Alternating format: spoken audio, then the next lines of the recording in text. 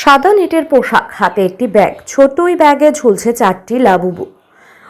উইম্বলডনে যেন সাক্ষাৎ এক পরী, আর সেই পরী হলেন উর্বশী রাতেল। নিজে সোশ্যাল মিডিয়ায় ছবি শেয়ার করেছেন তিনি, আর সেই ছবি দেখে মুগ্ধ নেট দুনিয়া।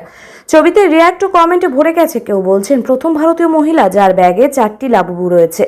কেউ কেউ অবশ্য অভিনেত্রী লাবুবু প্রেমকে খোঁচা দিয়েছেন।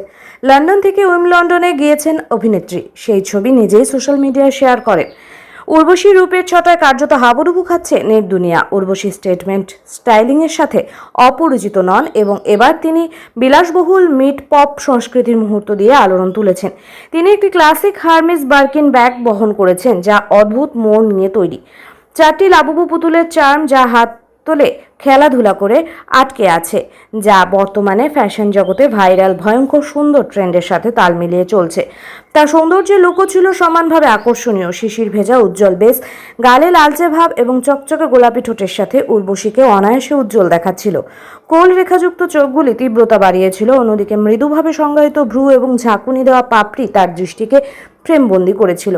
তার চুলের স্টাইল অর্ধেক ওপরে অর্ধেক নিচে আলতো করে তার কপালে পড়ে থাকা আলগা ট্রেন্ডেলগুলি বৈশিষ্ট্যযুক্ত ছিল, যা পুরো চেহারায় একটি সহজ রোমান্টিক স্পর্শ এনেছিল।